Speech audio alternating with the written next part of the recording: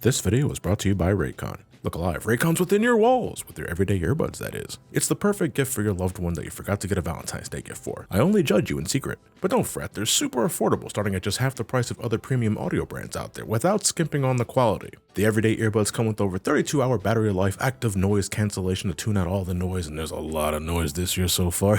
And they come in all sorts of fun colors to fit your personality or vibe. I've been using Raycons for a few years now for all the little things around the house, cleaning up the kitchen, folding laundry, and staring at my amiibo collection, wondering if this is when I'm finally going to decide to dust them. I'm thinking this isn't the month either. But no, the everyday earbuds are legit keepers for me. They're cozy in my ears, they're aesthetically pleasing, and I love the protective carrying case for them. And that's not all. Raycon's also introducing the earbud's larger and more imposing brother, but he's really a sweetheart once you get to know him, the everyday headphones. Everything you love about the earbuds with its affordable pricing, active noise cancellation, a sleek design, fast charging capabilities, and up to 40 hours of battery life. If earbuds aren't your cup of tea, the headphones will be right up your alley, and the inner high schooler in me does love me a good pair of headphones. So don't wait up, go to buyraycon.com/somecallmejohnny20 to get up to 20% off site-wide. That's right, you get up to 20% off everything on Raycon's website, including 20% off all headphone orders too, when you go to buyraycon.com/somecallmejohnny20. Whether it's the earbuds or the headphones, your support is always greatly appreciated, and I hope I can make this year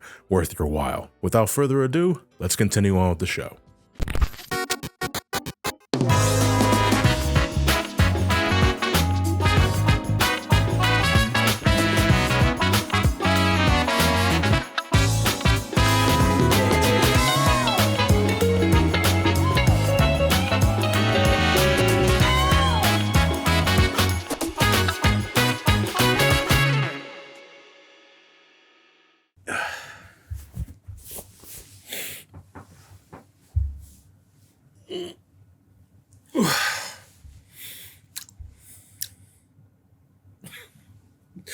I'm a little late with this one, huh? John, it's February now. The movie came out in December. You missed the holiday rush with a Sonic-related video at that. Oh, there goes that sweet paycheck. That's what the shitheaded YouTuber in me says on the occasion. And I'll fully admit, a part of me not making a video in January and what have you is because no one gives a flying fuck about January. And being more honest, my attention and time and energy has been on the Final Fantasy IX video, which I'm currently fine-tuning the script as I'm recording this. It's a little premature to say, but I got a feeling it's going to be my longest versus video yet. Yeah, again, with Final Fantasy. I love Final Fantasy. But I think it's been long enough since the movie's release, and I did want to share my thoughts on it at some point, as well as give you guys an excuse to talk about it in the comments below. It's the third Sonic movie, and I think it's safe to assume the one every Sonic fan's been anticipating the most. If only because of how the second movie ended. We got a Shadow tease, so we knew, oh shit, the next movie is probably going to be an adaptation of Sonic Adventure 2. And my personal feelings on that game aside, a lot of Sonic fans started with that entry. It's one of the handful of games that a majority of the fan base hold near and dear to their hearts. It could be solely because it was the introduction of Shadow, maybe it was the darker storyline, the higher stakes, or all the memes that sprouted from the voice acting, or shit, maybe Snapcube had something to do with it as of late, I don't know. But bottom line, folks, we're excited for this, and I was one of them. I've had my gripes with these films as I went into in the previous videos, but overall I have been enjoying this cinematic roller coaster, and I know at some point there might be some burnout similar to what I felt with the MCU after Endgame, since I know they want to make a universe with these characters. But until then, I hope this ride remains great, and I hope I can continue to experience genuine anticipation to what's in store for the future, to get a little ahead of myself there. But yeah, personally, I was pretty excited for this one because, come on, it's a Sonic Adventure 2 adaptation. Gonna see Shadow in action, gonna see the moon get blown up, we're gonna see a young girl get her ass capped by the government, all that Sonic shit. People were really excited too when it was announced that, what was her name, Ayla Brown, I think, was casted as Maria. Not so much because, yeah, we got our live action Maria, but more because, fuck yeah, she's gonna get blasted. Speaking as a Sonic fan, I have to ask, are Sonic fans okay? No. Maria was one thing though, Keanu Reeves as Shadow. I think I've made it clear that I'm a big fan of Keanu Reeves. Sometimes I think he can use a cup of coffee, but there's just something about the man's gravitas I find compelling. I was a little too young to appreciate Bill and Ted when it came out, but I liked him in Speed, The Devil's Advocate, although that was mainly for Al Pacino, I admit. I loved him in The Matrix, and I'll gladly be one of the dozens that'll defend Johnny Mnemonic. That movie was ahead of its time, damn it. Hold, sinners! Fuck! Spider, look out! Gotta be honest though, not my favorite Shadow. I love that he isn't trying to replicate anyone's previous performance. He isn't trying to sound like David Humphrey or Jason Griffith or Liam O'Brien. He made his own Shadow, which is essentially a deeper Keanu Reeves in this movie. But there still exists an emotional nuance that I feel no game has captured yet at this point. However, I do think a more youthful take would have been more preferred. You know, when he isn't the subject of scientific tests, he's treated as much as a kid as Maria is. And to hear this gruff, growly dialect come out of his mouth is a little startling, you know? And not to spend too much time on this, but I remember for a time that folks thought Hayden Christensen was going to be the voice of Shadow the Hedgehog. And never before in my life, outside of like Patrick Stewart being cast as Charles Xavier or Kelsey Grammer being cast as Beast, I went for two X-Men there, I just realized that I ever felt like, fuck, that, like Hayden Christensen as Shadow, fuck, that just sounds right, man. And I would have totally fucked with Hayden Christensen as Shadow. He's a great actor, and folks outside the Star Wars spectrum would fucking know that. But it wasn't meant to be, and again, I think Keanu Reeves was just fine. The same Ben Schwartz, Khalil O'Shaughnessy, and Idris Elba return as Sonic, Tails, and Knuckles respectively was great to hear and see. And again, I think all three did great in the role. Idris Elba as Knuckles has grown on me for sure. I wasn't sure what to think of him as Knuckles in the second movie. Like, I enjoyed it, but I was still uncertain. But I think thanks to the Knuckles miniseries and this movie, he's found his comfort zone, and I think it shows. I was shocked to see Jim Carrey return for a third movie. That's just something the man doesn't do, as someone who famously doesn't like doing sequels after Ace Ventura: When Nature Calls. I can only think, Jesus, he's either getting the fattest fucking paychecks this side of Hollywood, or there's something about the Sonic series that he genuinely enjoys being a part of. And in this movie, he's playing two roles. He's Eggman and Gerald Robotnik in this, utilizing techniques that I haven't thought this impressive since Eddie Murphy's take on the Nutty Professor. You know, to date my ass a bit there. To give my general thoughts to set the stage for this video, I have some issues, I'll get into them, but I think this is easily the best of the three movies. The first movie had to deal with preserving a delicate balance, making a fun-for-all-ages family movie that had Sonic in it. Enjoyable, but not without multiple snags.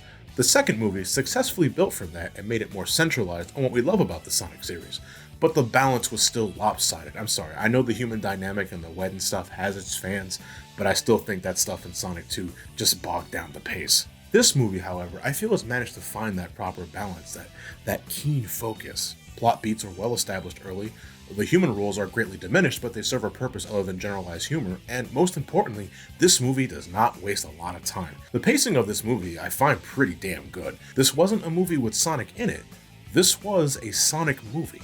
I should probably start heading into my overall thoughts before I delve any deeper into this, so without further ado, and better late than never I guess, let's talk about Sonic the Hedgehog 3.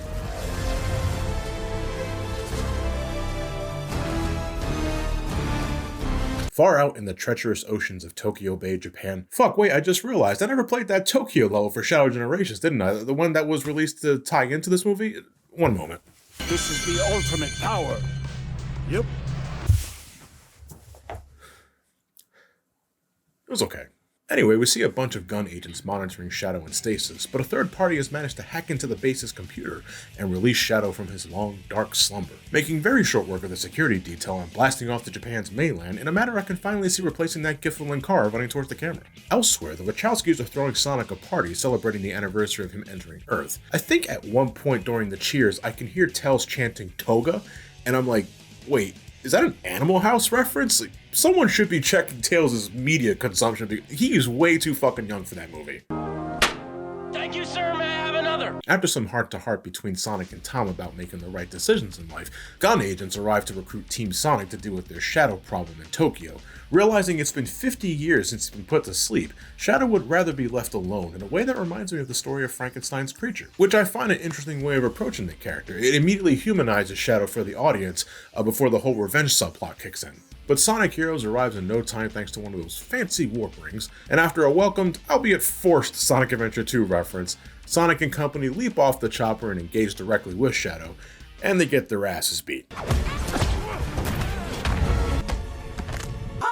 But Sonic isn't one to stay down and gives chase in a fun, colorful sequence. Again, this movie just fires on all cylinders from the start. We're just barely above the 15-minute mark at this point, and we've already had 3 well-established action pieces. Shadow, however, proves he's just too much for Sonic to handle, and Sonic is left to lick his wounds for the time.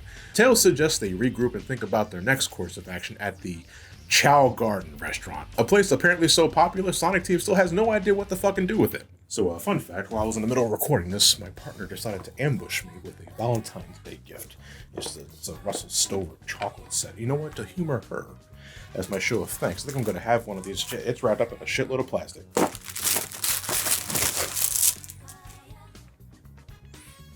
Oh, I don't know which one to have. Fuck, man, I just realized I'm going to have chocolate in my tooth for the rest of this video. I don't care. Thank you. If she's watching this. I hope she is. The good times don't last, though. Returning Commander Walter suddenly enters the scene and gives us Shadow's backstory, which to my shock was considerably changed. Instead of being a collaborative effort between Gerald Robotnik and Black Doom, Shadow, much like the other characters in this movie series, is just straight up an extraterrestrial, crashing down on Earth via a meteor that I think at one point might lead to an eventual Black Doom appearance anyway. I got real Black Arms vibes looking at the shape of the meteor Shadow landed in, who can say for sure. Shadow would end up befriending a young girl named Maria, as the girl showed him care and compassion that no one else in the base provided, kickstarting an adorable friendship. In a small change from the game's story, Maria is just a regular girl in this. She isn't suffering from any illness or all that shit. She's a granola girl doing things that a granola girl from the 70s would probably find fun. Rollerblading, watching scary movies, and stargazing. If she was still alive today, she probably would have eventually introduced Shadow to the lovely world of marijuana. Shadow's inherent chaos energy, while initially believed to have amazing potential, was ultimately decided to be too dangerous to be fucked with for the time, and with no idea what to do with a creature considered too dangerous to let go, yet too valuable to be destroyed, Shadow was placed in stasis for an indefinite time period. Until recent events anyway, and right on cue, Sonic and friends suddenly find themselves dealing with a bunch of egg drones that gravely injures Walters, making them believe that Eggman is not only alive, but responsible for Shadow's release. Before departing, Commander Walters, in I guess his dying moments, gives Sonic the key to Gun's ultimate weapon, as Walter believes Sonic is the only one that can be trusted right now to keep it safe. Not gonna lie though, I thought the movie was going for a triple whammy with the Olive Garden references. Like I see him reaching with his breast pocket. I legit thought he was gonna pull out a fucking Olive Garden gift card while he's dying. He's gonna give it to Sonic, but that's not what happens. The damage has been done. Also, does Commander Walters just straight up die here? You can hear one of the gun agents in the background mention that a medical team has been dispatched, but this is framed like this is supposed to be Walters' final moments. And later on, Tom is going to disguise himself as Walters to get the key back from Director Rockwell, and her reaction elicits one of surprise, as if she's saying, "I thought you were dead." If so, Jesus, that was sudden. I appreciate the movie giving him more emotional layers as he feels genuine remorse for locking Shadow up for so long. But then to immediately essentially kill the motherfucker off is like, all right, we had our fun with him. It's time to put him down. A mysterious biker then enters the scene and manages to shoot down all the egg drones, goading Team Sonic to follow him immediately after. The man is revealed to be Agent Stone, who invites Sonic to Eggman's secret crab base, where they discover that not only Eggman is alive and somewhat well, but that Eggman isn't the one responsible for the drone attack. Hearing that there's a doppelganger in his midst, Eggman decides to clean up and temporarily join forces with Sonic to find the true culprit. This leads them to a long-abandoned gun facility located deep within the mountains. There they not only encounter Shadow, but Gerald Robotnik, who released Shadow from his prison in hopes of helping him enact his plans for revenge, as 50 years ago, Gerald would lose his granddaughter Maria in an accidental explosion that occurred when he, Shadow, and Maria were on the run from hostile gun agents. Leave it to Eggman, though, to ask the real questions. But how? And why? And who did what with whom? I mean, I've been asking that for over 24 years. With the family reunion over, Eggman ditches Team Sonic and rendezvous with his long-lost grandfather to help him infiltrate Gun's headquarters located in London, spending quality time together that I can only describe as Jim Carrey discovering VR for the first time. The eventual plan is to nab the second key needed to activate Gun's secret weapon, the Eclipse Cannon, an orbital space cannon Gerald developed for Gun in exchange for his freedom, but secretly yearns to use it to annihilate all life on Earth as part of his revenge, since with Maria's passing, nothing in life matters to him anymore. Which, okay, I mean, in Sonic Adventure 2, Gerald Robotnik, as we saw, was a man whose mind essentially snapped. He wanted to just burn everything to the ground with his plan to have the Ark crash into the planet. And to be fair, I'd say this is a pretty faithful adaptation of that Gerald as originally designed in Sonic Adventure 2. But thanks to Shadow the Hedgehog, Sonic Battle, and all that jazz, we eventually got more layers to Gerald that made him more than a pitiable old man that died via firing squad. This interpretation of Gerald is considerably more sociopathic,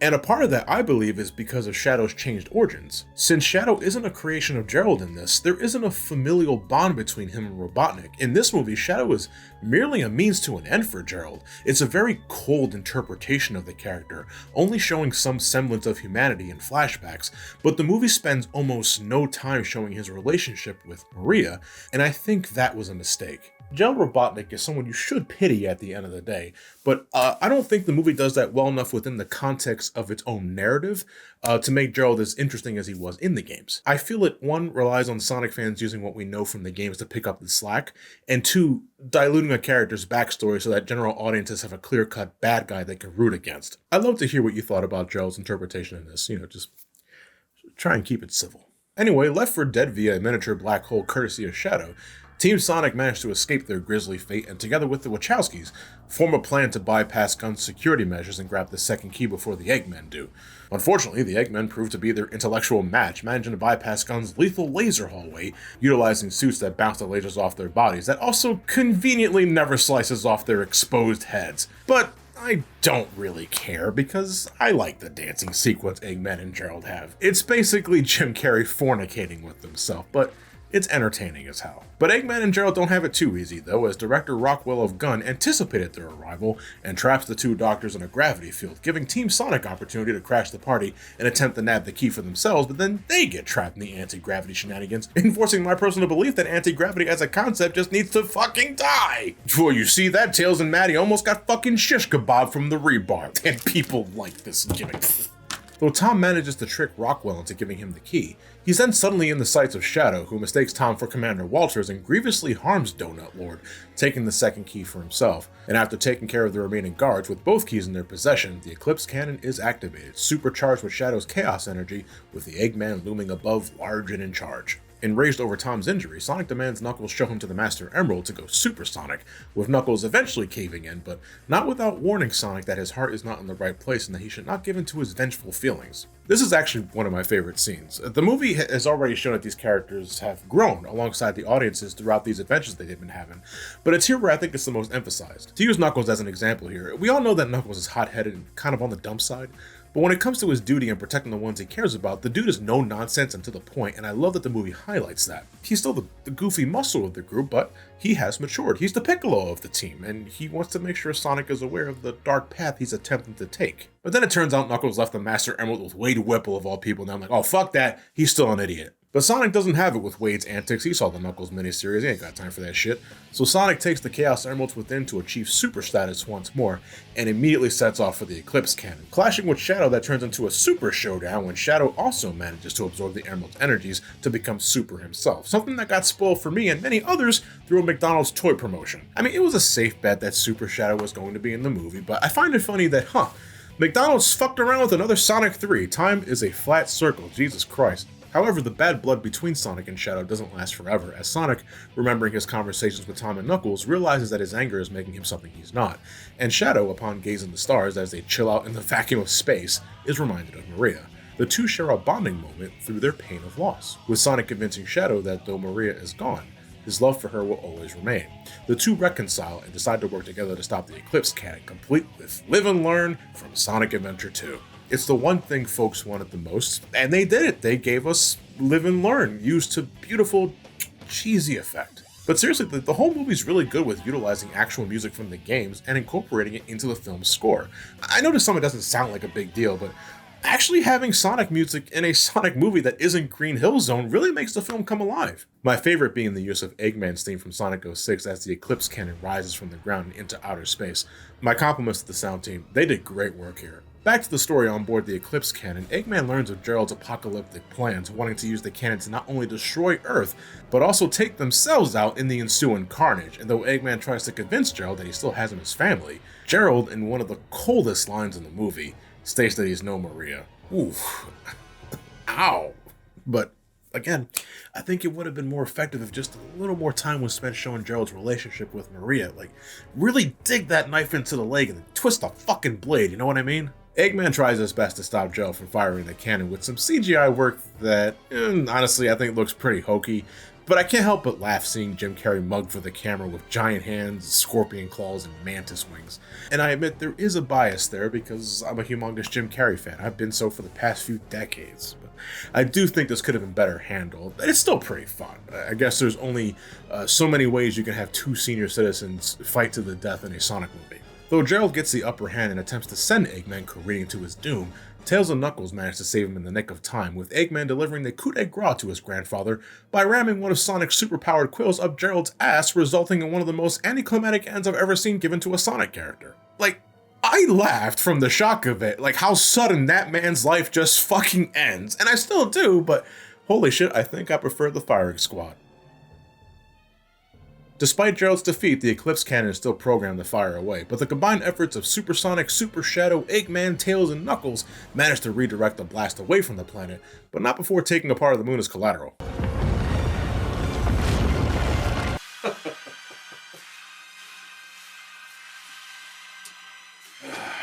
I'm almost 40.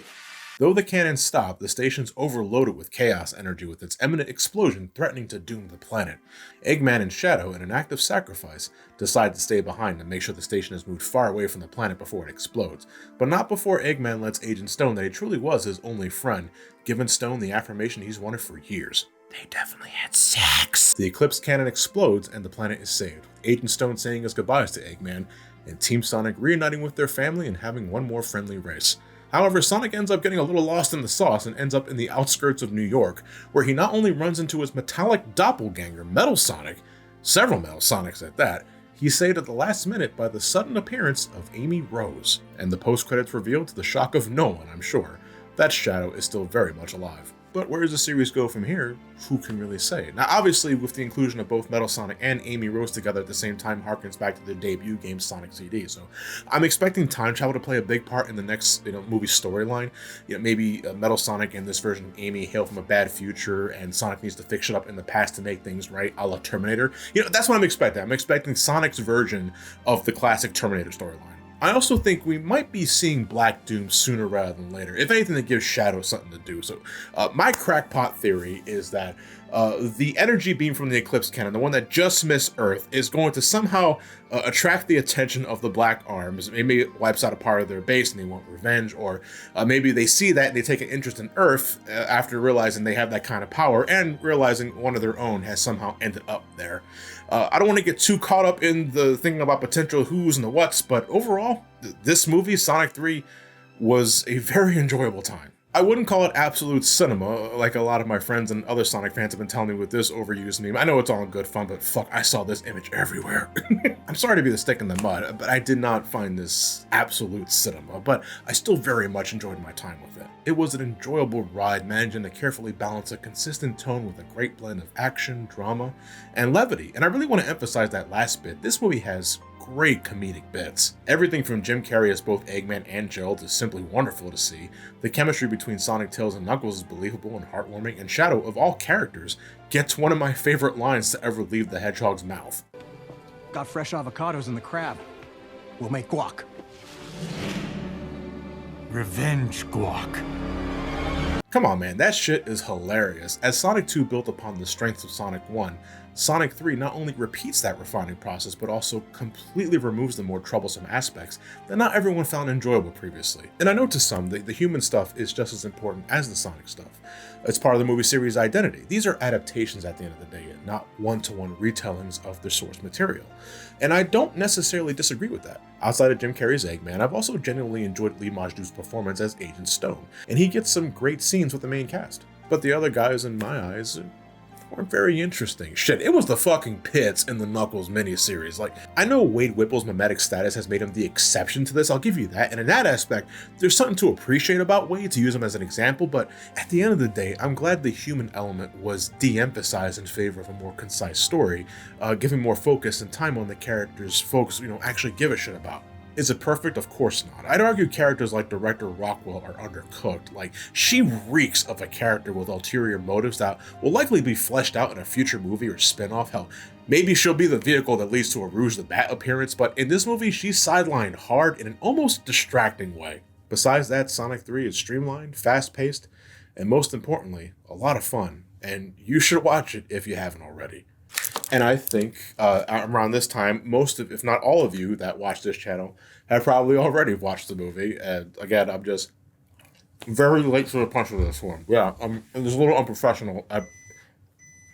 Oh, the battery died. Hey, that's more chocolate for me. All right, I have to say this was very awkward. I was not paying attention to the battery life on my camera at all, and that thing just croaked when I was trying to wrap the video up. And I have a second battery that I have in case for that sort of thing, but I forgot to charge it. So now I'm here suddenly finding myself switching to the office setup just to wrap the video up. It can never be easy, even with movie reviews and all that. But anyway, I'm back, and to say again, I'm currently working on the Final Fantasy IX video right now, and that son of a bitch is big. Like, I know it's over an hour long, but how much over an hour long remains to be seen. And is this going to overtake the 6th video as my largest video? Like, that's what I'm really anticipating the most, right? Is like, is this going to be the next largest video on my channel? And why is it, again, Final Fantasy related? People's like, this is why I don't do RPG marathons, especially over games that I hold near and dear to my heart, or at least franchises that I hold near and dear to my heart. But anyway, I can waste more of your time in the Final Fantasy IX video proper. That is going to be the next Versus video that we'll be releasing. And like, you guys have already been more than patient enough. I asked for just a little bit more of it. And hopefully I've made the wait worth it, because again, I understand the channel just kind of went on frozen status for like the last 2 months. And to everyone that follows the channel, everyone that subscribes to either the Twitch page or the Patreon, I do greatly apologize for the delays on at least the release content. If you're a subscriber on Twitch, or if you enlist in the Patreon, I do heavily recommend, again, to state time and time again, please get into the Subshack Discord, because that's where the community Subshack is at, and that's where I post all of my updates concerning future plans, recording sessions, and all that. I don't go on the main Patreon page a whole bunch, because it's, to me, easier to just do it through the Discord. And I do need to work on that, because at the end of the day, I do find that pretty unprofessional. But everybody that has a Patreon, everyone that I follow, that I personally pledge to on Patreon, does everything through Discord. And that's what I've been doing. But I also realize, it's also good to keep the Patreon page itself healthy with updates, because not everybody has a Discord. I'm not sure how many people don't have Discord, but not everybody probably has a Discord to synchronize with the community Subshack. And that's on me to make sure that they're up to speed, especially, because you're paying money to get to this sort of shit. You're paying money to support me, and it's only right that I make sure I keep everything up and about. But anyway, I've already wasted more than enough of your time. This video is going to be already long enough as it is. So without further ado, why don't we continue on with more Patreon shoutouts? Thankfully, I'm on the computer, so I can just read from the list lickety-split here. All right, so continuing on with more shoutouts, I think this is where I left off last time. Victory Star 527, Jerome Waters, Slant 16 Gamer, Jorge Azul, John Rutherford, Shade Enigma, Mario Fanboy 15, Brandon Intoraldi, Small Movie World, Super Bro 64, Richie Inkwell, Jaden, or is it Jadine, Metrone, Jordan Prignan, Nasenda, Allen's 33025, Julian Reviews, Crimsonide 64, Zets 278, Shadow Nexa, Martini, Joel Teotuico, Heather McKnight, Pablo Vallejo, Mr. Zarzez, Calloused Hearts, Virtual Eyeman, Big Red MC 716, Toaster Jason, Uncle Azura, HR Theater, Joe Schreemer, Xeno XX Reborn, Jack's brother, where's Jack? Neo Cosmopolitan, Dan Steinbeck, GNXG, The Panda Hermit, Axelport Pierre, Lie Lime, Sync Weaver, Lucifer's My Bitch, Albert, Logan and Kid, Log and a Kid, I think, or is it I'm not sure if that's a duo. I think it's just supposed to be pronounced Laganda Kid. Brandon Christensen, RVGF, Gylum Cardinal, Nils Sujata, Chaos Master of Hamter, Temporary Meme, Mark Ferguson, Justin Colin Velez, Pancake 13, Hyper Legend Ultra, Retro 64, Admiral Octopus, Orpheus, Lone Otaku, Sunkiss Waves, Andrew, Zishan Ansari, Jaime Lopez, Gutierrez. I fucked that one up too bad. Marquez, Ryan, Richard, yeah, I think it's Richard. I feel like a fucking miserable substitute teacher. Echidna, Dylan, Metal, Tremin, Jackie Pendragon, Spooky Pandas, Nick the Nocturne, the role-playing gamer, Nova the artist, Keldio, 60, C, Arson, John, Farrell, Johnny, Ari, Craig, Marcise Edwards, Unoriginal Uno, Ghost Melon, Jelpy, Isaac, Otaku de Carnitas, Diaz, Diaga 236, Guacamole, William, Darius Sterling, Jack Bailey, Matthews, Felicio Nason, Villanueva, Joey B, Faceman, Dote Filler, Fred Torres, Fatalk 123 Gaming, Cappy Dragon 2001, Skylixer, Midori Smith, Tara Makes, Cameron Hill, Pixelator Gatsby, 929Zilla 2, Jesus Mancio, Adam Tompkins, Fusinator 1400, That Gamer, Caleb, EMC Men, Lake Superior, ET83,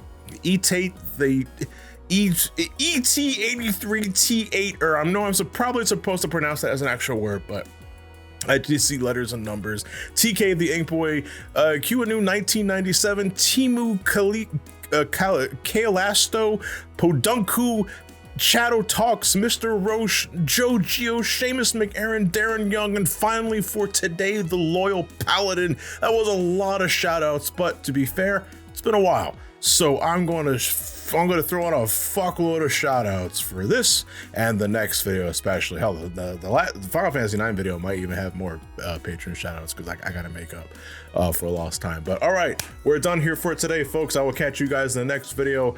Have your all selves fucking, I'm too far in, I can't restart now. Thank you all for watching. Have yourselves a fantastic night and take care. Have a good night, everybody.